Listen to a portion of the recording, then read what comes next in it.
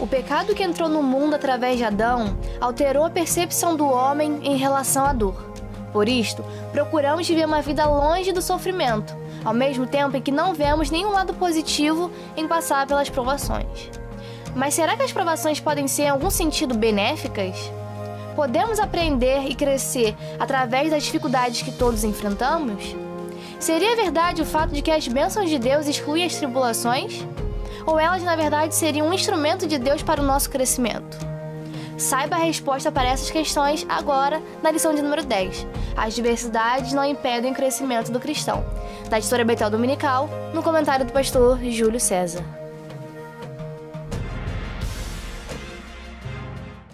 Olá, bem-vindo ao canal Boa Semente. Eu sou o pastor Júlio César e este é o quadro ebd.com, onde eu comento as revistas da editora Betel Dominical. Eu estou muito feliz em poder estar com vocês aqui, porque estamos no terceiro trimestre aqui do ano de 2021, nessas lições que foram escritas pelo nosso bispo Samuel Ferreira, triunfando sobre as batalhas e adversidades da vida. E hoje nós vamos estudar a lição de número 10. As adversidades não impedem o crescimento do cristão. Como todas as outras, eu tenho certeza que vai ser bênção para a sua vida. Então, já vou te pedindo logo agora para você não esquecer, tá? Se inscreva no nosso canal se você não é inscrito. Se você já é inscrito aí, dá um joinha, curte, comenta, deixa o like, dá o glória, compartilha com todas as suas classes e irmãos, porque tenho certeza que a EBD é a maior escola do mundo, né? Porque ela ensina aí a palavra de Deus e você vai ter crescido muito. Se tem sido bênção para você, pode ser bênção também para mais pessoas. Então compartilhe com 2, 3 pessoas e nos ajude a espalhar a semente do amor, a semente da palavra de Deus aqui no nosso canal, o canal Boa Semente, que você sabe que é meu, mas é seu também, né? Por isso eu quero desde já agradecer você que está com a gente. Pega aí o seu material, sua revista da EBD, pega a sua Bíblia e traz o teu material, o teu chimarrão, o seu chamate, o seu copo d'água, enfim, aquilo que tererê, pererê, né? Suco de aí na Bahia, aí eu soube que o negócio é água de coco, não sei. Vê aí o que você vai fazer, porque depois da vinheta, eu e você temos um encontro na presença de Deus. Roda a vinheta.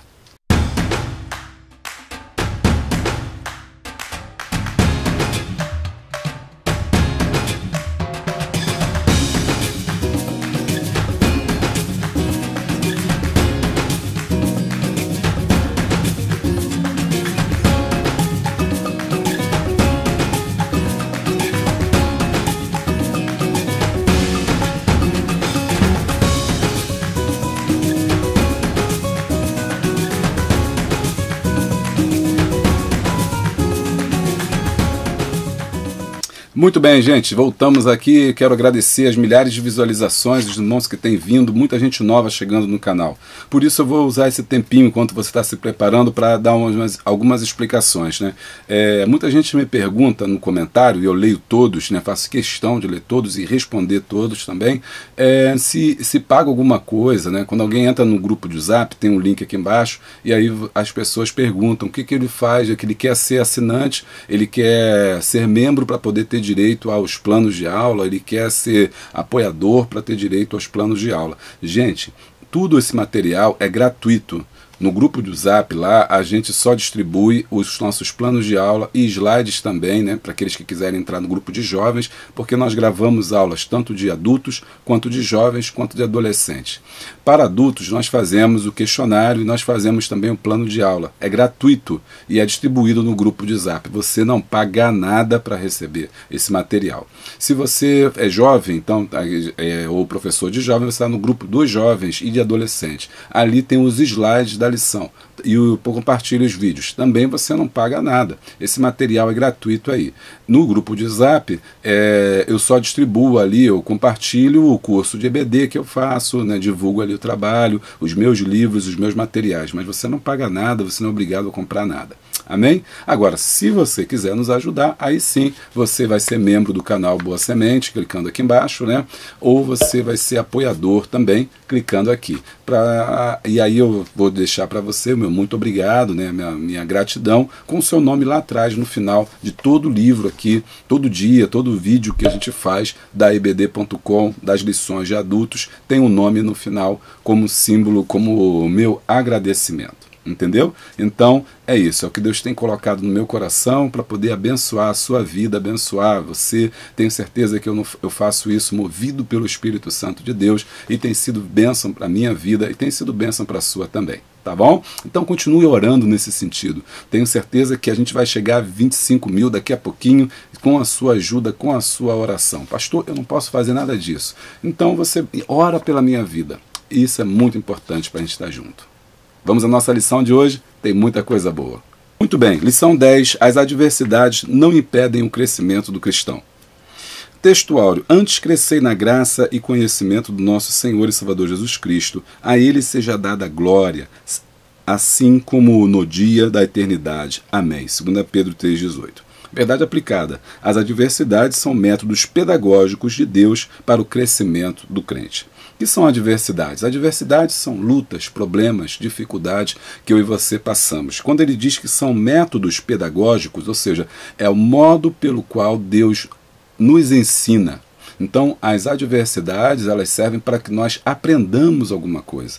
Eu sempre comento com os irmãos, né, por exemplo, nessa época da pandemia, né, nós sofremos bastante, nós estamos sofrendo muito, mas eu sempre falo com a minha congregação dizendo, olha, o que nós podemos aprender, né? O que nós podemos aprender com esse sofrimento? Onde nós podemos tirar lições aí? Eu tirei algumas lições, né? Por exemplo, a higienização das mãos, né? A importância da higiene, a importância de não compartilhar, por exemplo, na igreja um microfone. Tudo isso veio, muitas das vezes, para nos ensinar algumas coisas, né? A importância de dizer adeus, de cuidar bem das pessoas, pois você não sabe qual vai ser a última vez que você vai estar com aquela pessoa, né? A importância da gente não se apegar às pequenas coisas da vida, mas entender que a vida é passageira, que a vida é breve, a vida é um mistério que está nas mãos de Deus. Então, a gente tem que olhar essas coisas com um olhar pedagógico de Deus. O que Deus quer nos ensinar através das adversidades? Ah, legal hoje a lição, hein? Então, essa é importante que eu e você tenhamos essa visão, essa percepção. E ele está dizendo isso na verdade aplicada. As adversidades são métodos pedagógicos de Deus para o crescimento do cristão. Então, logo, quanto mais adversidades eu tenho, maior também é o meu crescimento. Objetivos da lição são 3. Explicar o contexto de Paulo em Tessalônica, apresentar as ações de Deus em meio às adversidades, como que Deus age no meio das adversidades, ensinar que o crescimento espiritual vem com as adversidades. Olha aí, tá? Então, estou bem situado, estamos bem colocados na nossa lição. Texto de referência, 1 Tessalonicenses, tá? Capítulo de número 1, versículo 7. Tessalonicenses, a epístola que nós vamos estudar hoje, né, é base para a gente entender o que o autor quer passar para nós. De maneira que foste exemplo para todos os fiéis na Macedônia e Acaia, porque por vós soou a palavra do Senhor, não somente na Macedônia e Acaia, mas também em todos os lugares a vossa fé para com Deus se espalhou, de tal maneira que já dela não temos necessidade de falar coisa alguma. Porque eles mesmo anunciavam de nós qual a entrada que tivemos para convosco, e como dos ídolos vos convertestes a Deus para servir ao Deus vivo e verdadeiro, a esperar dos céus a seu Filho, a quem ressuscitou dos mortos, a saber, Jesus, que nos livra da ira futura. O apóstolo Paulo escrevendo uma carta aos Tessalonicenses, do qual nós vamos trabalhar hoje, vamos lidar hoje com este tema. E aí eu vou explicar aqui algumas coisas importantes para a gente entender por que o apóstolo Paulo está falando que os Tessalonicenses foram importantes, porque os Tessalonicenses ouviram a palavra de Deus e começaram a propagar, e de maneira que o apóstolo Paulo vai dizer que ele não precisou mais ficar falando tanto do Evangelho, porque o Evangelho começou a ser espalhado através dos crentes em Tessalônica. Daí a importância dessa igreja, que o apóstolo Paulo está falando que esses teriam sido um povo fiel. Muito bem, introdução, né? Os cristãos em Tessalônica vivenciaram o Evangelho diante das adversidades. Olha aí que tremendo. e souberam aproveitar as oportunidades para viver a fé em Cristo de uma forma exemplar. Então, que eu e você possamos, aprender, vivenciar, né, tirar experiências importantes para que possamos crescer e para que possamos vencer essas adversidades. Lembrando a você, fazendo aqui a nossa recapitulação, que é sempre importante, a gente pega as 3 últimas lições para a gente lembrar aqui e entender, talvez você esteja chegando agora no nosso canal, né, e é preciso você entender do que nós estamos tratando. Na lição 8, nós lidamos aí sobre as armas poderosas em Deus. E aí mostramos como é que o apóstolo Paulo fala sobre isso e como é que nós temos que lutar contra as lutas e como é que existem armas poderosas, né, que Deus nos dá para que nós possamos vencer essas provas. Na lição passada, a suficiência de Cristo em meio às dificuldades, estávamos em Atos, capítulo de número 16, quando nós vimos ali a propagação do Evangelho de forma tremenda. Nós acompanhamos também a jovem que foi ali liberta do espírito de adivinhação. Vimos Pedro e Silas sendo lançados na prisão, né? Vimos a libertação milagrosa ali de Pedro, quando a igreja estava orando. Vimos também nessa lição a suficiência de Cristo, falando que o apóstolo Paulo também vai trazer um relato para nós, dizendo que estava acostumado a passar pela prova. Estou instruído em todas as coisas. Filipenses 4, 12, 13, falando, né, sobre que eu posso todas as coisas naquele que me fortalece. A interpretação correta seria que ele pode passar pela luta e pelas dificuldades. Por isso, na lição 9, nós vimos a suficiência de Cristo. Ele é suficiente para nós em meio às dificuldades.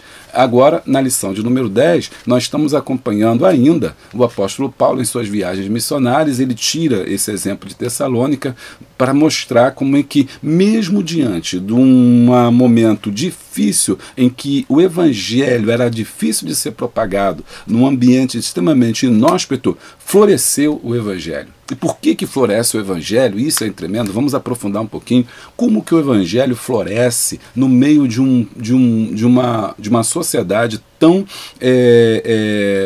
inóspita, ou seja, que não queria o evangelho. Afinal de contas, Cristo havia sido crucificado há menos de 30 anos, alguma coisa assim no máximo. Então, 30 anos, ao menos de 5, 6 anos, muito próximo aí, né? Se ele morre em 33, 34, 35, 36, a igreja está crescendo muito.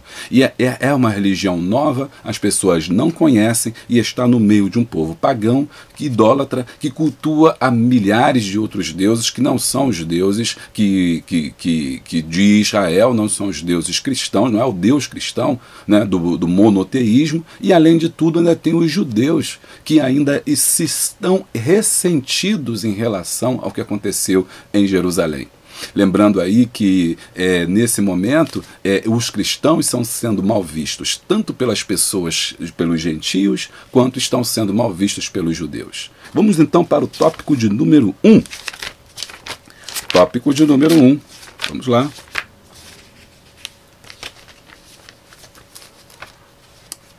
A chegada do Evangelho em Tessalônica. O apóstolo Paulo, em sua segunda viagem missionária, juntamente com Silas, chega na cidade de Tessalônica para pregar o Evangelho. 1.1. A oportunidade e a adversidade. Preste atenção. Aqui tem uma chave, grifa aí, oportunidade e adversidade. As duas caminham juntas. A oportunidade está sempre junta com uma adversidade. Sempre que Deus nos abençoa, Ele não traz a bênção. A bênção, eu costumo dizer que a bênção geralmente vem encapada com problema. Geralmente, a bênção de Deus, ela vem junto com um problema que você precisa solucionar. E esse é o segredo, querido, querida. Muitas das vezes vemos um problema do ponto de vista humano e achamos que, na verdade, aquilo é um problema, quando, na verdade, é uma bênção. Por quê? A oportunidade caminha junto com a adversidade. Cada oportunidade que Deus te der, pode ter certeza que você terá uma adversidade. Vou dar um exemplo só para o vídeo não ficar muito longo. Se com o nascimento de Cristo Jesus, Aquela mulher, Maria, foi agraciada, foi abençoada entre todas as outras. Ela recebeu uma bênção, só que junto com aquela bênção veio um grande problema. Qual é o problema? Ela nunca tinha conhecido um varão, ela não tinha tido nenhum relacionamento com José, mesmo assim ela engravidara do Espírito Santo. Como que ela ia explicar isso às pessoas? Como que ela ia explicar isso a José? Como que ela ia explicar isso aos seus pais? Como que ela ia explicar isso para uma sociedade extremamente machista, uma sociedade também extremamente legalista, arraigada no judaísmo, onde ela poderia ser apedrejada? Perceba, ela recebe uma bênção, ser a mãe do Salvador, mas essa bênção vem com algumas dificuldades ou adversidades. Por quê? As oportunidades caminham juntas. O segredo é saber e entender que as oportunidades são sempre maiores que as adversidades. Aleluia! Louvado seja o nome do Senhor. Ou seja, quanto maior a minha adversidade, maior também é a minha oportunidade. Comenta aí, quanto maior a adversidade, maior é a oportunidade. Algumas pessoas perguntam por que o senhor pede para comentar. Quando a gente comenta, a gente ativa áreas importantes da nossa memória. E depois também é muito bacana ver os comentários, porque você pode tirar um resumo dos próprios comentários. Cada irmão comenta uma coisa, cada um vê de um jeito, entende de outro, e aí quando junta aqueles comentários ali, 300, 400 comentários por vídeo que tem, aí você tem uma visão geral de tudo que foi ali ensinado e fica gravado. E eu vou comentar também e tirar sua dúvida. Então, oportunidade e adversidade. Anfípolis e Tessalônica eram as capitais mais importantes da Macedônia. Eu vou explicar por quê. Kenner afirma que a cidade possui em torno de 200, 300 mil habitantes, quantidades essa que aproximadamente 10 vezes a mais a média da cidade na antiguidade.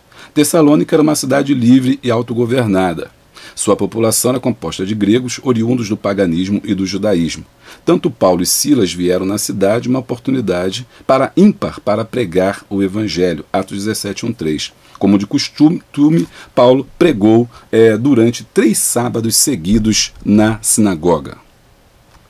Vamos dar agora uma olhada aqui sobre essa cidade, conhecer um pouco dessa cidade. A cidade de Tessalônica foi fundada em 316 a 315. Tinha uma localização geográfica privilegiada e entradas importantes, como a via Egnátia, em que as provém ou que leva até os Balcãs. Tessalônica possuía também o principal porto natural do norte da Grécia e no Mar Egeu. Após a conquista romana em 146 da era cristã, tornou-se a capital da província da Macedônia. Em 42 d.C., recebeu o título de cidade livre, gozando de um relativo exercício da democracia, onde os cidadãos eles podiam então votar o destino da cidade. Tessalônica era uma típica cidade escravagista. 2/3 da população era escrava.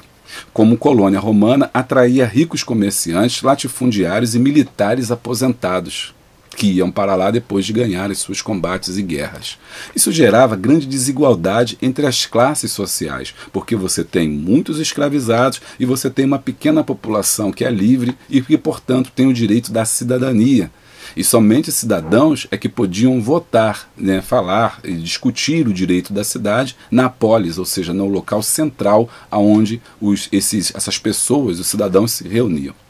O povo era de maioria pobre. Como eram as relações entre as pessoas e qual era a novidade que o Evangelho trazia? O apóstolo Paulo vê que essa cidade era o local certo para a propagação do Evangelho. Tessalônica era um típico centro urbano, em meio a pessoas marginalizadas, desejosas de reunir-se em assembleia para consolidar os seus laços de unidade e reivindicar seus direitos e aprofundar sua fé. Aí, a religião vai ganhar um amplo espaço. Havia antigos cultos populares locais ao lado de divindades herdadas do Olimpo grego. Também não faltavam deuses asiáticos nem as divindades egípcias, como Ísis e Osíris. Os cultos romanos à capital e ao imperador eram obrigatórios, ou seja, todo mundo nesse mundo antigo, onde era o governo, pertencia a Roma, tinha que saudar o imperador, tinha que prestar culto ao imperador, lembrando que o imperador era visto como um deus. Tá? O título de César, era um título como se fosse um título divino, daí as pessoas tinham que prestar ali obediência a ele e culto ao imperador. O imperador se via como um deus que ganhava as guerras e trazia prosperidade para o povo romano. O judaísmo era reconhecido como uma religião lícita, ou seja, as pessoas podiam praticar o judaísmo e ela tinha um certo proveito disso, né? Assim, a sinagoga, ou seja, o local onde os judeus pregavam no sábado, tornou-se o ponto de referência para a missão de Paulo nessa cidade. Isso porque Paulo apresentava Jesus como o Messias. Messias é a palavra em grega que significa Cristo, que é um título reservado. Reservado para quem? Para o imperador. Desse modo, o anúncio cristão na capital da província não deixou de criar agitações e suspeita, porque, afinal de contas, Paulo estava anunciando o Messias. O Paulo estava anunciando o Cristo. Essa mensagem, ela desagradava tanto aos judeus, que não criam que Jesus havia sido Messias e, portanto, o havia entregado aos romanos para ser morto, quanto desagradava aos cidadãos romanos, porque para eles o imperador é que era o Cristo, ele era o Messias, ele era o Salvador, ele era Deus.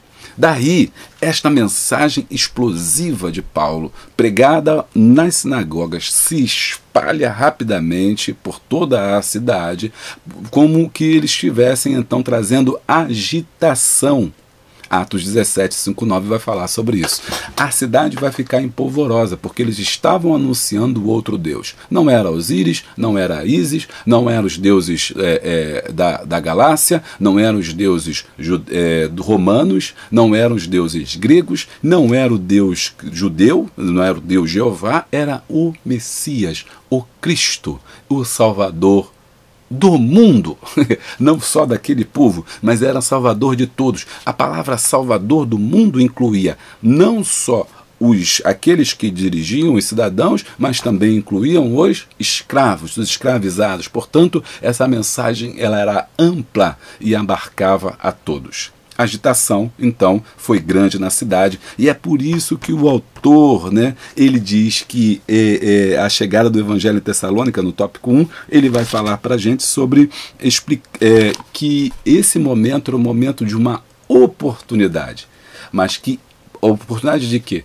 Da propagação do Evangelho, mas que essa oportunidade não poderia vir sem as adversidades. Lembra que eu falei para você? Sempre que a oportunidade se coloca na nossa vida, as adversidades vêm com ela, justamente para provar a nossa fé. E se nós somos dignos de continuarmos, enfim, no nosso propósito de servir e adorar ao Senhor em busca da nossa bênção. Tá gostando aí? Deixa o like e dá o glória. 1.2. Esforço e providência. Esforço e providência. No relato lucano, ou seja, porque foi Lucas que escreveu, então a gente diz relato lucano, porque Lucas escreveu o livro de Atos, Paulo prega a palavra por aproximadamente 3 sábados consecutivos. Como eu disse para você, o apóstolo Paulo, ele, como judeu e como romano, ele tem o direito de ir à sinagoga. E ele era também, não só um judeu, mas ele era um judeu, antes de se converter, um judeu daquele bem arraigado, né? Daqueles bem firmes e concisos naquilo que ele fazia na lei, né? Um fariseu. Portanto, um homem extremado na lei, ele tinha então essa oportunidade, ele vai aproveitar a oportunidade. Já que eu posso falar, sou o homem, eu sou judeu, eu sou um fariseu, eu tenho direito à palavra. E ele vai 3 sábados. Vai no primeiro sábado, prega a mensagem de Cristo, vai no segundo sábado, que era o dia que eles se reuniam, que os judeus se reuniam, prega a palavra por causa do seu sabá, e no terceiro ele vai também e prega a Cristo. No entanto, Paulo afirmava que teve que trabalhar para se manter, 1 Tessalonicenses 2,9, ou seja, apesar do relato ser bastante sintético, é bem provável que ele tenha ficado na cidade por mais de um mês pregando o evangelho aos convertidos. Lembra que na carta passada, na semana passada, nós estudamos ele agradecendo aos filipenses lá por conta das ofertas que ele havia recebido. E aí a gente entrou no contexto de eu sei passar por todas todas as coisas. É provável que nesse período, então, o apóstolo Paulo tenha passado por uma certa dificuldade e por isso ele teve que trabalhar. E isso é importante. Deixou aí um ensinamento, né? Que nós, muitas das vezes, não podemos entender o evangelho ou a palavra como meio para ganhar dinheiro. Infelizmente, muitas pessoas hoje veem o evangelho como uma oportunidade de ganhar dinheiro. Muitas das vezes vêm pregações, vêm ministérios de música, ministérios que são justamente uma porta, um exemplo, um momento para se ganhar dinheiro sem se pensar na alma. Eu acho que que o obreiro ou que aquele que quer servir a Deus não pode ter o seu coração no dinheiro. É claro que o dinheiro é importante. É claro que o dinheiro, sem dinheiro você não faz nada. Claro que o dinheiro ele é um instrumento, mas ele é apenas um instrumento, ele não deve ser o fim único. O apóstolo Paulo está mostrando aqui que mesmo sendo um homem de Deus, um homem que está vivendo o evangelho, ele trabalha para se manter. Que eu e você possamos trazer isso para a nossa vida. Muitas das vezes nós vemos irmãos que querem viver da fé dos outros, ou irmãos que querem ser pastor achando que ser pastor será uma profissão e dali ganhar dinheiro com isso, ganhar fama, notoriedade, ganhar poder, né, ganhar destaque, ganhar seguidores, né? E eu sempre falo isso, né? Eu perco o seguidor, mas não perco a salvação.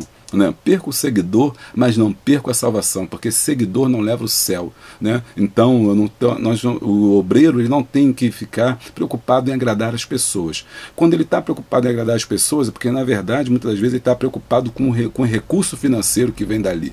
Aqui o apóstolo Paulo está mostrando que cada um deve trabalhar para o seu próprio sustento. Muito bem, vamos seguir que o negócio está quente aí, hein? Aprendemos aqui que tanto a providência quanto o esforço devem andar juntos, pois um não exclui o outro. O apóstolo Paulo podia dizer assim, eu estou pregando aqui o evangelho, então eu não vou trabalhar. Eu estou pregando aqui o evangelho, então manda de recurso para mim. Não, as duas coisas andam juntas. As duas coisas andam juntas, tanto a bênção de Deus e o trabalho. Deus trabalha com o homem. Providência de Deus, Deus trabalha com o homem, ou seja, Deus faz a sua parte e nós fazemos a nossa. Quando Deus chamou Josué, falou, esforça-te e eu te ajudo. Quando Jesus curava, geralmente havia uma cura em que havia também o trabalho humano. Quando o Senhor curou aquele cego, disse a ele, vai e lava-te no tanque de Siloé, um trabalho. Quando curou aquele paralítico no tanque de Betesda, disse a ele, levanta, toma a tua cama e anda, aleluia, porque tem que ter trabalho. Não há milagre sem trabalho. Não há milagre sem trabalho. Não há bênção sem trabalho. Chega do evangelho fantasioso. Chega do evangelho eivado de misticismo, de coisas sobrenaturais, cujas quais nós pensamos que vai fazer com que brote dinheiro da árvore ou que caia chuva de dinheiro sobre a nossa cabeça. Não existe isso, meu irmão. Todas as bênçãos de Deus requerem trabalho. O Senhor, então, ao tirar o povo de Israel do Egito, disse para ele, vai, entra na terra que eu te dei, né, e possuir por herança. Mas eles teriam que guerrear contra as nações que estavam lá, mostrando que Deus daria a terra, Deus seria com eles, mas a tarefa da guerra estava nas suas mãos. Então, meu querido, minha querida, né, em tudo que você fizer, todas as bênçãos que Deus vier sobre a tua vida, elas requererão de você trabalho e luta. As duas coisas caminham juntas. Você faz a sua parte, Deus faz a dele. Todos os milagres de Deus são assim. Bom, mas vamos lá, então deixa o like aí, vai dando glória, vai dando glória, vai dando glória, que hoje o negócio é forte. Aprendemos aqui que tanto a providência quanto o esforço devem andar juntos, pois um não exclui o outro. Então, às vezes, Deus nos dá algumas bênçãos que tem alguns problemas. Por exemplo, você pede a Deus uma porta de emprego, mas aquela porta de emprego tem uma dificuldade, aquela porta de emprego vai trazer um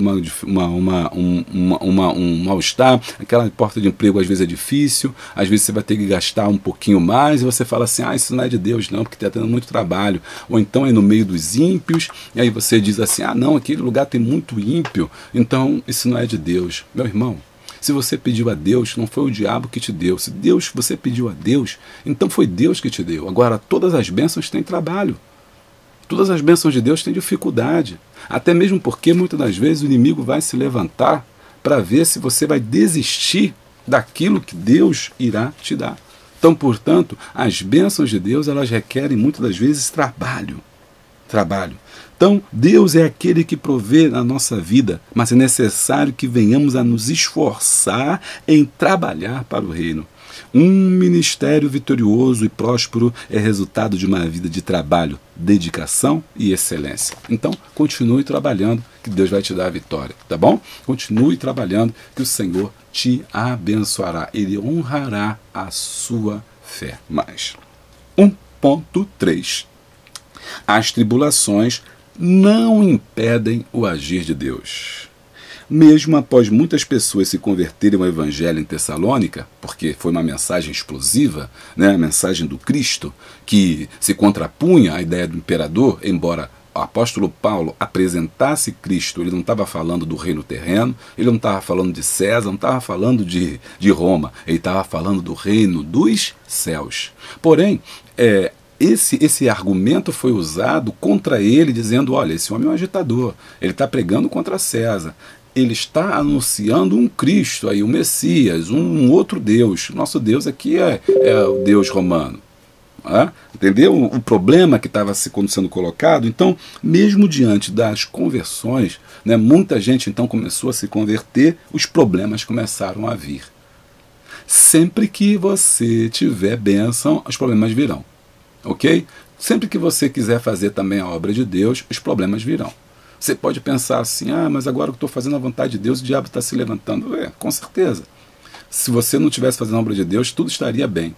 Se você não tivesse com o seu propósito de servir a Deus, você pode ter certeza. Você não teria problema em casa, no trabalho, em lugar nenhum. Mas quando nós colocamos no nosso coração o desejo firme de servir a Deus, os problemas se levantam. E foi o que aconteceu com o apóstolo Paulo em Tessalônica.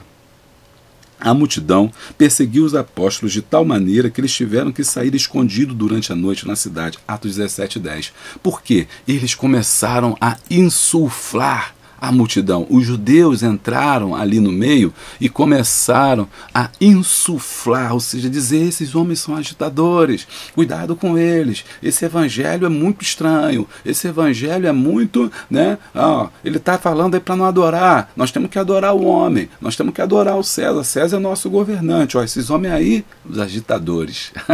Quantas das vezes o evangelho é o evangelho da agitação, né? Sempre que o evangelho fosse colocar contra o erro, ele vai ser visto como agitação. A agitação era grande, tão grande que obrigou Paulo a sair da cidade por causa da insurreição política que estava gerando. Não era isso que o apóstolo Paulo estava querendo dizer, mas foi isso que foi usado contra ele para poder dizer que ele era um agitador. Seguindo, então, a multidão perseguiu o apóstolo, Atos 17:10, contudo vemos que a igreja em Tessalônica se tornou de tal modo grande naquela cidade que o apóstolo escreve 2 epístolas corrigindo concepções doutrinárias erradas acerca da volta de Cristo e outros assuntos. Ou seja, o apóstolo Paulo sai dessa cidade e depois ele escreve a primeira carta e a segunda carta a Tessalônica. E como é que é o contexto, né? Diante da impossibilidade de voltar a Tessalônica, Paulo envia Timóteo para lá. Ele temia que a comunidade abandonasse a fé e adesão à sua mensagem. Tratava-se de uma comunidade cristã embrionária, ou seja, que estava bem no comecinho, formada por pessoas de origem pagã e que enfrentava muitas dificuldades ligadas à idolatria. 2. Cumprir a missão em meio às adversidades. Vemos no ministério dos apóstolos que a missão nunca foi fácil e que, na verdade, a adversidade faz parte do ministério deles. Trabalhar para Deus não é fácil, fazer a obra não é fácil. Fazer a obra, a igreja não é como uma empresa. A empresa, se você gastar menos e vender mais, com certeza ela vai ter lucro. Mas no reino de Deus as coisas não são assim, porque a nossa luta não é uma luta material, é espiritual. A igreja, ela é um órgão espiritual. Eu vejo igrejas que têm tudo para crescer e não crescem. Tem som, tem bateria, tem instrumento, tem ar-condicionado, tem boas pregações, tem data show, mas não cresce. E você vê igrejas como na África que não tem nada disso, mas estão lotadas. Sabe por quê? Porque a obra não é do homem, a obra é de Deus. Essa obra, ela só pode vencer através da fé. E a fé, ela só cresce através das adversidades. Por isso ele diz que cumprir essa missão traz, então, adversidade. Ou mesmo em meio à adversidade, nós devemos cumprir a nossa missão. A grande perseguição em Jerusalém, 2.1. A Bíblia afirma que em Atos 8, do 1 ao 4, que uma grande perseguição se levantou contra a igreja em Jerusalém. Não obstante, devemos nos atentar que tal perseguição aconteceu como um despertamento de Deus para a sua igreja. Podemos observar que Jesus foi guiado pelo Espírito do deserto para ser tentado ao diabo. E já foi tentado pelo diabo com a permissão de Deus. Jó 1,12. As provações acontecem em nossas vidas para nos ensinar e nos transformar. Era necessário que a igreja de Jerusalém saísse da sua zona de conforto e viesse a fazer o ídolo do Senhor. Bom, recapitulando o finalzinho da vida do ministério de Jesus, Jesus diz: ficai em Jerusalém até que do alto recebereis, o Espírito Santo, recebereis a virtude do Espírito Santo, e ser-me-eis. A gente só fica nessa parte, mas esquecemos do contexto. Ser-me-eis testemunhas, tanto em Jerusalém quanto na Judéia e até os confins da terra. Acontece que a igreja em Jerusalém recebe o Espírito Santo em Atos 2, a igreja começa a crescer, Pedro começa a pregar, as almas começam a vir, 3.000 almas, 4.000 almas, 5.000 almas, mas eles querem ficar ali.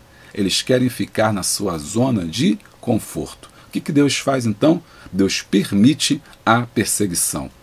Em Jerusalém começa ali a perseguição, naquele momento, para forçar o quê? Forçar a dispersão. Foi assim então que o Evangelho começou a ser dispersado e propagado por outras nações. Por quê? Porque eles não poderiam mais ficar reunidos em Jerusalém, muito menos em um templo. Portanto, eles vão começar a viajar para outros locais, fugindo da perseguição. E quanto mais eles viajam para sair da perseguição, o Evangelho é espalhado. Observe como é que as provas e as adversidades servem justamente para que as bênçãos de Deus, os trabalhos de Deus sejam propagados através de mim e de você. Isso é importante porque muitas das vezes nós temos a percepção errada de que as lutas são para nos destruir, que as dificuldades que passamos são para matar a nossa fé. E nós pensamos então que nós não vamos resistir às lutas e os problemas da vida, porque afinal de contas, quem poderia lidar com o sofrimento que temos? Quem poderia resistir ao que nós passamos? Logo agora que estamos bem, logo agora que estamos fazendo a obra, estamos sofrendo tanto. E aí nós começamos a desanimar, quando na verdade deveríamos alimentar a nossa fé através da esperança no Senhor Jesus, de que as provas não matarão a nossa vitória e a nossa fé, mas nos fortalecerão. Eu costumo dizer que o crente é igual massa de bolo. Quanto mais bate, mais cresce.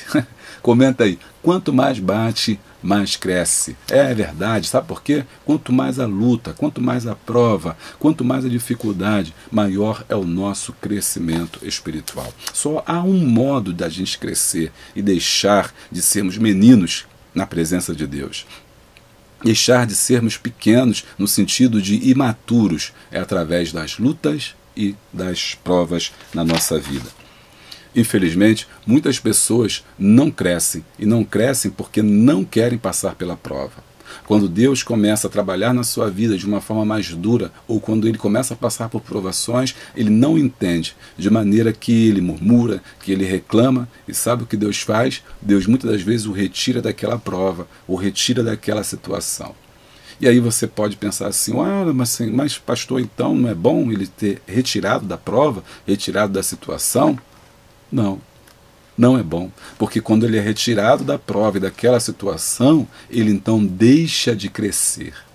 Há muitos crentes na igreja menino, há muitos crentes na igreja imaturo, e a imaturidade que se está não tem a ver com o tempo de crente. Tem gente com 10 anos de crente que é menino ainda, que é bobo, que não aguenta uma luta, não aguenta uma prova, vive resmungando, vive fazendo pirraça, fazendo birra, né? Eu não vou para a igreja hoje não, pastor falou de mim, a irmã Maria, a irmã Antônia, a irmã Josefa, crente menino, sabe por quê? Porque não cresceu, não passou pelas provas, as adversidades, as fornalhas da vida. Deus ainda não pôde trabalhar na sua vida. Por quê? Porque ele é frágil, mas Deus então coloca de lado, mas ele também não cresce.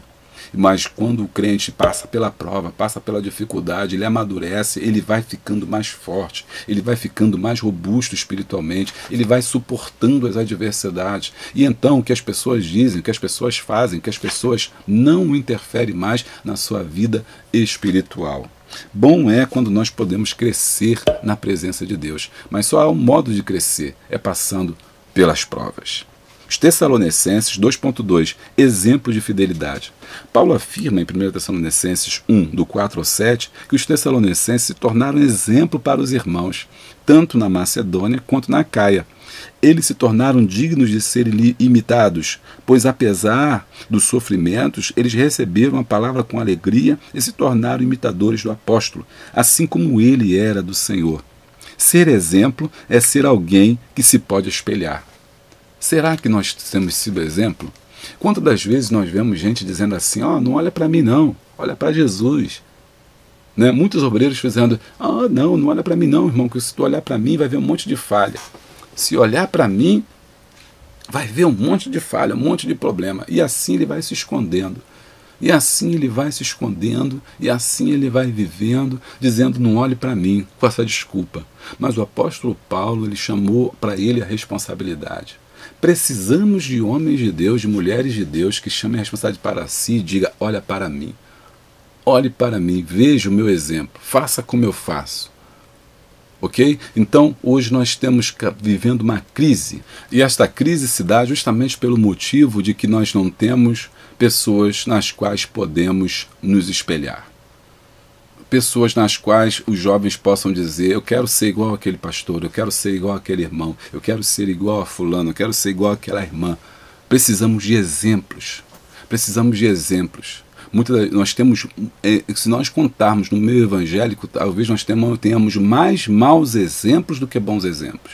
Nós temos pastores presos, nós temos líderes envolvidos em escândalos, nós temos pessoas envolvidas em falcatruas, nós temos igrejas envolvidas em discussões, em questões que não convêm a Deus, nós temos pessoas que estão, às vezes, em cargos de decisão, cujo eu olho para a vida e não posso me espelhar nele. Eu não posso me espelhar nela.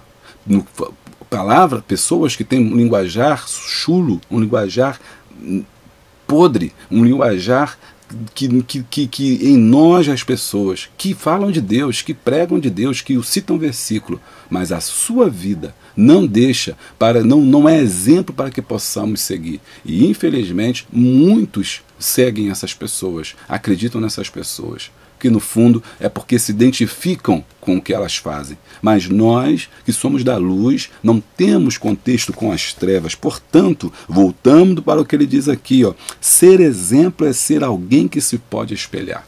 Por isso, eu quero que você comente, se você tem alguém que você pode se espelhar, comenta aí, na sua igreja, na sua sociedade, né, em quem você pode se espelhar.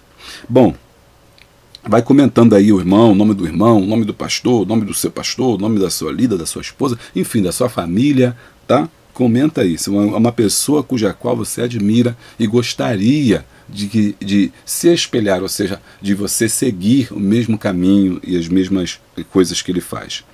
Nós devemos seguir os passos do Mestre, viver uma vida como ele viveu, e amar como ele amou. Olha, irmão, isso aqui é forte. Grifa aí. Olha como é que isso é importante. Jesus disse que nós seríamos reconhecidos por esses discípulos se nós nos amássemos uns aos outros. João 13:35. 2.3. Fé operante, amor operante e esperança paciente. Vou repetir, hein? Fé operante, ou seja, fé que transforma, que opera, que não é parada. Dínamos, que a gente estudou lá no começo. Amor operante, que está sempre em movimento, né? Ação. E esperança paciente. O amor, ele vai para frente. A fé vai para frente. Mas é a esperança que te dá base. É ela que permanece. É ela que é a âncora. Vamos lá. Ainda ao falar aos Tessalonicenses, Paulo evidencia 3 qualidades daquela igreja em 1 Tessalonicenses 1:3. Qual é? Né? A fé que gera a obra de vossa fé. Aqui, deixa eu ver se está aqui no texto também. Está lá. A fé e fidelidade e atitude, assim como a fé, amor a Deus, do grego ágape, que é derramado em nossos corações. Desperta em nós o desejo e a vontade de fazer a obra de Deus. E, por fim, a esperança paciente, que juntamente com as outras virtudes são consideradas pelo apóstolo como virtudes teologais. 1 Coríntios 13:13. Olha aí o texto que diz pra gente. Essas 3 virtudes são essenciais na vida do cristão: fé, amor e esperança.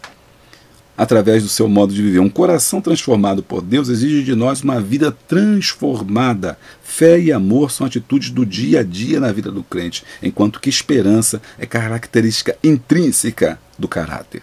As três andam juntas. A fé, porque você precisa alcançar. O amor, porque tudo que ela é a base de todas as relações. E a esperança, que não deixa você desanimar e olhar para trás. Algumas pessoas às vezes dizem, né, que a esperança é a última a morrer, mas em 1 Coríntios capítulo 13 diz o seguinte, que agora a esperança permanece a fé, o amor e a esperança. Logo, a esperança nunca morre. Então desconfia aí dos jargões, né, muitas vezes dos provérbios seculares, ou a voz do povo é a voz de Deus. Então eles dizem, a esperança é a última que morre. A esperança, ela nunca morre. Chegou a hora da gente falar com você sobre o nosso curso de professores de EBD. Você está perdendo tempo não fazendo, vem fazer. Se você já fez, comenta aí. Isso é importante para a sua vida, tem um certificado. A gente está preparando o número 2, é muito importante. E tem também os nossos livros aí. Café com Deus é o meu livro, né, que é publicado pela Amazon. Os 7 princípios da liderança, também é muito interessante esse livro, onde eu falo sobre os 7 aspectos da liderança e como que todo líder precisa ler. Eu acho que todo professor da escola dominical deveria ler, pois todo professor de escola de EBD é também um líder por excelência. Então é importante você dar uma lida nesse livro, todos eles pela Amazon, tá ok? Você compra lá e você vai estar ajudando o canal Boa Semente. 3. Adversidade. Sim, deixa eu lembrar, dar um abraço para o irmão Milagres, né? Meu irmão Milagres, ele está me cobrando isso aí, eu preciso mandar esse abraço aí para ele. Alô, irmão Milagres, Deus te abençoe, a tua vida é um milagre. Desculpa o trocadilho aí, vamos lá. 3. Adversidades e crescimento e fidelidade. No tópico 3, nós vamos ver como que essas adversidades Deus apresenta a sua fidelidade para com os seus e dá crescimento na hora oportuna. Porque, mesmo diante das adversidades, como está dizendo, é na adversidade que nós podemos crescer. 3.1. Consciência de que a palavra é de Deus. Em 1 Tessalonicenses 2.13, existe uma tensão entre a palavra humana e a palavra de Deus. O apóstolo Paulo afirma que a palavra pregada por ele e aceita pelos tessalonicenses não era meramente humana, e sim a palavra de Deus. Ao receber do grego paralambano, receber como tradição, a palavra de Deus pregada pelos apóstolos, eles receberam em si mesmo a eficiência desta, operando eficazmente neles, gerando poder e virtude. 1 Coríntios 4:20, sendo também viva e eficaz. Hebreus 4:12. Receber a palavra é viver uma vida pautada nela sem restrições. Muitos aceitam a palavra de Deus somente aquilo que é conveniente. Eita, pegou pesado aqui, hein? Mas é forte, mas é bom. Receber a palavra é viver uma comida sólida, né? Uma comida pesada, assim, pesada, mas da sustância, como diz o outro. Receber a palavra é viver uma vida pautada nela, sem restrições. Muitos aceitam a palavra de Deus somente aquilo que é conveniente a si mesmo. O Evangelho, diferentemente daquilo que foi vivido pela igreja primitiva. Nossa maior esperança não está na prosperidade desta vida, e sim de uma vida plena no porvir. Quantas das vezes nós temos um ouvido seletivo? Nós ouvimos só aquilo que nós queremos ouvir. Quando diz, dá a tua face, né, a quem te fere, né, dá a outra. Não, isso aí foi só naquele tempo. Hoje em dia não é assim não. Hoje em dia eu quero comprar, se me der na minha face, eu vou fazer uma loucura. Né? Não, aí ele corta a Bíblia. Ele só tem aquilo que lhe convém. Quando fala de amar o próximo, ele fala, não, isso aí foi só naquele tempo. Quando fala Deus é amor, mas você for o consumidor, ele fica, não, só Deus é fogo consumidor, esquece que Deus é amor. Ou seja, cada um ouve a palavra como lhe convém, usa a palavra como um instrumento daquilo que ele pensa. Muitas das vezes ele usa a palavra para reforçar as suas próprias convicções. Isso não é receber a palavra. Os tessalonicenses receberam a palavra como tradição. Eles receberam a palavra e guardaram no seu coração. Como diz o salmista, escondi a tua palavra no meu coração para eu não pecar contra ti. Pois a palavra pregada, ela entra pelo ouvido e desce ao coração. Por isso, Jesus falou sobre o semeador. Eis que o semeador saiu a semear. e ao semear, acho que a semente caiu em solos sem estrutura, solo raso, e ele veio aparecer. Uma outra semente caiu entre os espinhos, e os espinhos cresceram junto com ela, e ela veio a morrer. Mas uma semente caiu em bom coração e produziu. Então a palavra de Deus deve produzir vida. E os tessalonicenses, eles foram vencedores porque ouviram a palavra e deixaram que a palavra entrasse em seu coração, gerando testemunho para o próximo. Quem ouve a palavra faz a vontade de Deus. Por isso, no começo, ele disse que você não nos chamamos mais servos, mas sim amigos. Porque o servo não sabe aquilo que faz o seu Senhor, mas vós sabeis tudo quanto faço. Muitos crentes ainda estão vivendo na igreja como servo e não como amigo de Jesus. Ele é aquele simplesmente que faz aquilo que Deus manda, em parte, aquilo que Deus manda que ele quer fazer, mas se esquece de cumprir os seus mandamentos. Por isso Jesus disse que aquele que guardar os meus mandamentos, será honrado diante do meu Pai, disse o Senhor Jesus. E vós sereis chamados meus amigos quando fizerdes aquilo que eu vos mando. Aleluia! Louvado seja o nome do Senhor. Que eu e você possamos não apenas ser ouvintes da palavra, mas cumpridores dela. Porque aquele que ouve a palavra e não a pratica é semelhante ao homem que constrói a sua casa na areia. E vem a chuva, os rios e a tempestade, e ela cai. Mas aquele que ouve essa palavra e a pratica, como os tessalonicenses, são como homens sábios, como a igreja de Tessalonicenses são homens sábios. Vem o vento, vem a chuva, vem os rios, mas ela permanece de pé. Eu e você precisamos estar baseados, sedimentados na palavra. E como é que isso acontece? Quando nós deixamos de ser ouvintes, como diz Tiago, e passamos a ser cumpridores da palavra. Mas não é de 50% da palavra, não é de 70% da palavra, não é daquilo que eu aceito da palavra, mas é toda a palavra. Aleluia! Louvado seja o nome do Senhor Jesus. Bom, 3.2. É preciso desejar e buscar a vontade de Deus. Eu gosto do nosso bispo porque ele vai apertando, ele vai aprofundando, e isso vai levando a gente também a nos aprofundarmos aqui na nossa lição. O apóstolo Paulo faz uma comparação entre o crente e o recém-nascido. Lembra que eu falei do menino? 1 Pedro 2,2. Ele conclama que o fiel deve desejar ardentemente o leite espiritual, termo utilizado por Paulo, 1 Coríntios 3,2. E em Hebreus 5,3, o leite, que é o alimento basilar, ou seja, base, daquilo que acabou de nascer. Aqui é comparado com a palavra de Deus. Assim como o bebê que acabou de nascer, o crente também é, pois, ao nascer novamente do Espírito Santo.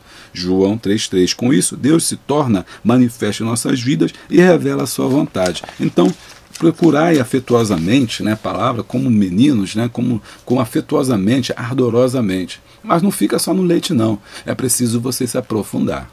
3.3. É preciso saber lidar com os sofrimentos. Os crentes em Tessalônica sofreram por amor ao Evangelho. 1 Tessalonicenses 2:14-15 fala sobre isso. No entanto, eles permaneceram firmes diante das adversidades, porque lá também houve a perseguição. Porque, afinal de contas, como eu disse para vocês, ser cristão era ser contrário ao imperador. Ser cristão é interessante hoje, a igreja ela está unida, querendo se unir ao Estado. A igreja, hoje, ela quer se unir ao Estado, ela quer tomar proveito do Estado, ela quer usar o Estado. Usar o Estado, muitas vezes, com um discurso de propagar a fé. E aí quer tomar o Estado à força. E o nosso Estado laico, ele começa a se transformar no Estado religioso. E isso é um perigo. Isso é um perigo. Por exemplo, nessa sociedade, o Estado não era laico. Por quê? O Estado tinha um Deus, que era o imperador. Então, isso é um perigo quando nós não sabemos de entender o que é o Estado laico. Esses cristãos estavam buscando um Estado laico, estavam falando assim, nós não estamos falando nada de política, nós não estamos falando nada do César, deixa César, Jesus disse, dá a César o que é César, nós estamos falando do reino de Deus. Mas aqueles homens não quiseram entender e por conta disso eles foram perseguidos. nos dias de hoje, a igreja novamente está querendo regredir e voltar a um estado onde dizemos que, não, o Brasil tem que ser evangélico, eu quero todo mundo que seja evangélico, eu quero um professor que seja evangélico, eu quero um juiz que seja evangélico, seja um policial que seja evangélico, eu quero um governador que seja evangélico, como se isso fosse a garantia de uma nação abençoada. Nós não precisamos de pessoas na política evangélicas, nós precisamos de pessoas honestas. E há muita gente que não é evangélica que é honesta. Há muita gente que não é da nossa religião, que é de outras religiões, que têm um caráter exemplar e que elas podem sim desempenhar as funções. E agora, por outro lado, infelizmente, há muitos cristãos que não dão exemplo, há muitos crentes que não são exemplo. Portanto, esse discurso de que tem que ser evangélico é porque nós queremos, na verdade, transformar um Estado de laico a um Estado cristão. E olha o que está acontecendo no Talibã. O Talibã é justamente, lá no Afeganistão, é justamente essa problemática, onde religião se mistura com o Estado. E eles, baseados no Islã, pregam o extremismo. Então, todo esse extremismo radical, ele é errado. Todo esse extremismo é contra o que Jesus veio pregar, porque o nosso reino não é dessa terra. Portanto, esses evangélicos de Tessalonicense foram perseguidos, mesmo não estando falando contra o imperador, eles eram perseguidos. Muitas das vezes nós somos perseguidos, não entendidos, porque acham que nós estamos falando contra A e contra B, contra C. Não, nós estamos falando do evangelho, nós estamos falando do outro reino, do reino dos céus. E nós não podemos, muitas das vezes, nos aliar a esse poder temporal. Claro, o cristão pode ocupar os cargos? Claro que pode. Ele pode, claro, você cristão, faça a sua universidade, faça concurso público, busque conhecimento, né? Não, irmão, faça tudo o que você puder fazer, cresça na sua empresa, cresça onde você estiver, isso não é o problema. O problema é você achar que você deve estar ali por você ser evangélico, você achar que você deve ser ali estar ali naquele cargo porque você é crente, porque Deus não faz acepção de pessoas. Deus não vai dar um cargo para você porque você é crente e não vai deixar o outro porque ele não é. Eita, pegou firme aí, né? Irmãos, o que ele está falando aqui é quando a gente quer pegar a palavra só uma parte. A gente só quer um pouquinho da palavra. Não, essa parte foi dura, eu não quero. Não, essa parte aí, não. Deus não faz acepção de pessoas. Deus não está preocupado com isso, se é crente ou se não é crente, não. Deus não vai te favorecer em nada. Deus não vai te favorecer em nada por você ser crente ou por eu ser crente. Tudo que eu conquistei, claro, eu louvo a Deus, eu peço a Deus. Eu sei que Deus está comigo. Eu sou um canal de Deus. Mas Deus não me abençoou a mais do que a outro. Na verdade, lembra que a gente começou trabalhando aqui dizendo que Deus trabalha com o homem. Em todos os concursos que eu passei porque Deus me ajudou. Mas porque eu estudei. Porque eu estudei, porque eu fiz a minha parte. Então, não é pecado você lutar para alcançar essas coisas. Só tome cuidado quando essas coisas ficarem muito parecidas e conturbadas, e você começar a legislar pelo Evangelho em locais onde não é o Evangelho que tem que legislar, mas são as ações políticas e sociais, econômicas do mundo inteiro. Então, esses homens aqui permaneceram firmes no Evangelho. Os crentes tessalonicenses sofreram pelo amor do Evangelho. Então, nós também devemos entender que nós vamos passar pelas essas provações. E essas provações, muitas vezes, é ser perseguido. É ser visto como pessoas de segunda categoria, ser visto como pessoas sem cultura, ser preteridos por não estarmos muitas das vezes na roda dos escarnecedores. Irmão, tudo isso é previsto, mas tudo isso faz com que a nossa fé aumente em Cristo Jesus. Portanto, o apóstolo Paulo também afirma que não devemos nos atentar para as provações, pois elas são pequenas e passageiras, 2 Coríntios 4,17. Logo, seu espírito se renova diariamente, pois as tribulações do tempo presente não se pode comparar com a alegria, com a glória a ser revelada. Vimos isso semana passada, Romanos 8,8. Não tem como viver uma vida sem tribulações. Não tem como viver uma vida sem tribulações. Deus está falando contigo e comigo, mas podemos vivenciá-las, sabendo que podem contribuir para o nosso crescimento e fortalecimento na fé. Portanto, as lutas e as tribulações, as adversidades, não são para nos destruir, mas são para que nós possamos crescer. Eu tenho certeza que essa pandemia, que tudo que está acontecendo no Brasil e no mundo, é uma oportunidade para o crescimento. Só depende da forma como nós olharmos e nós entendermos para que possamos crescer. Muito obrigado por estar conosco. Eu vou ficando por aqui. Não posso esquecer, se eu esquecer, o povo pega no meu pé aí. Deixa eu falar aqui que você está aguardando conclusão. Conclusão. As adversidades são oportunidades que Deus nos dá para crescermos na graça e no conhecimento. 2 Pedro 3,18. Agora sim, eu vou ficando por aqui. Obrigado por assistir esse vídeo. Deixa aí o seu like. Se inscreva no nosso canal, deixa o like, dá o glória, clica no sininho em todas as atualizações. E assim, sempre que tiver uma coisa nova, você vai ser avisado. Até a semana que vem, se Deus assim permitir. Paz.